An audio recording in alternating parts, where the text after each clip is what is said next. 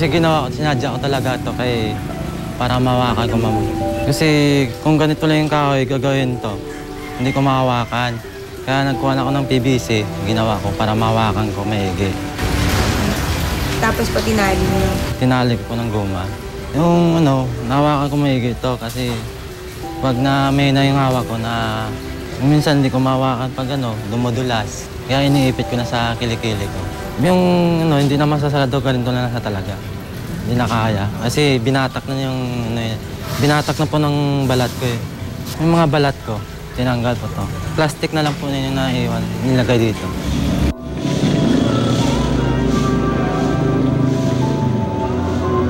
Kaya pinipilit ko magtrabaho. Kahit may kampansanan ako. Para mastustusan ko yung mga anak ko para kailangan nila mabibigyan ko rin. Pinapakita ko sa kanila nga, kaya ko to.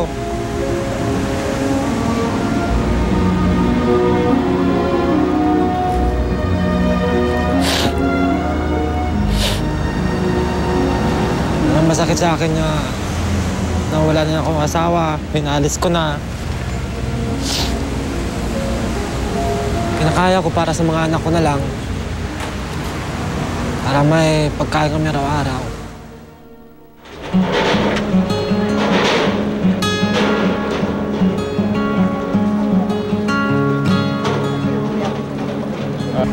Mang Jim, sa barangay ba ito? Opo.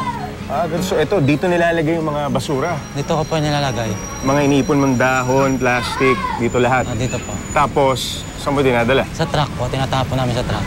Sa truck na. Mula umaga pa lang, si Mang Jim, ang winawalisan niya itong bukana ng Barangay Turo hanggang dun sa mga kabahayan dito sa kalyeng ito. Madali lang sana itong mga gawain ni Mang Jimmy itong magbisikleta at magwalis ng kalye kung hindi siya na-aksidente.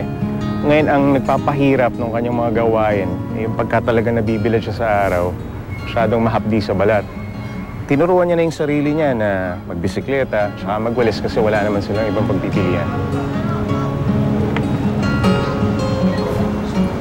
Kasi maganda yung ginagawa niya sa lahat ng tao.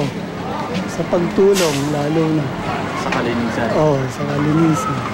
Siguro palagi sa mga anak na lang niya eh. Dinadala niya, siya rin ang bumubuhay. Mga anak niya. Wala tayong magawa, masipag naman yung tao. Ginusto niya magtrabaho para sa mga anak, pamilya. Kahit po sa amin nakakarating din po yan, nililinis din po yung harap namin. Kasi matulungin po siya. Mas kahit po paano po nakakatulong din siya kasi nililinis din po pati yung school namin. Opo. Anong reaksyon ng mga bata pag nakikita kang nagwawalis, nagbibisikleta na pag hindi pang karaniwan yan sa kanila? Sinasabi sa akin, zombie. Pinabayaan ko lang, yung mga bata na lang. Zombie? Opo. So tinatakot mo?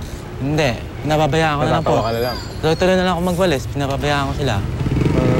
Hanggang nasanay na sila. Paano pag mahapdi na? Medyo makatiyan na, di ba? Pag tumatago ako sa lilim, nagpalilim ako, doon ako nagtutuloy pagbawalis, kaya magdadamo. Ganon.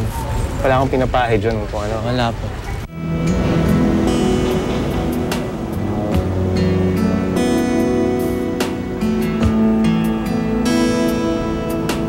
Pinagdadasalo ba kayo? Opo.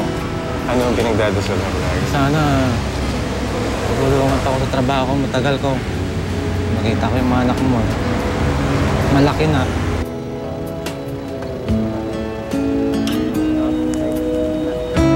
May mga pangarap po ba kayo sa kanya?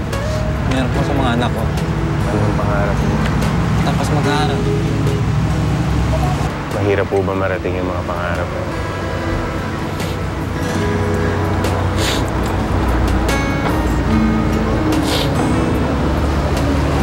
Sana matulungan pa ako matapos yung mga anak ko eh. Sana na mga anak ko matapos na.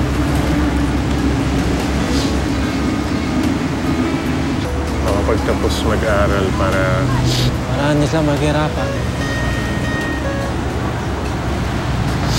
Hindi nila ako magaya. yung mga unos na pinagdaanan niya sa kanyang buhay, hindi ganun kadali. Napakahirap na madiskaril yung pamilya mo. Napakahirap mag-isip kung saan ka kukuha ng ipambubuhay sa anak mo. Walang kasiguruhan kung ano yung magiging kinabukasan ng anak mo. Sa kabila nung aksidente, nung pagkalapnos, nung kanyang kahirapan, pinipilit niya pa rin bumangon at binigyan naman siya ng pagkakataon ng barangay. Kahanga-hanga yung ginagawa ni Mang Jimmy.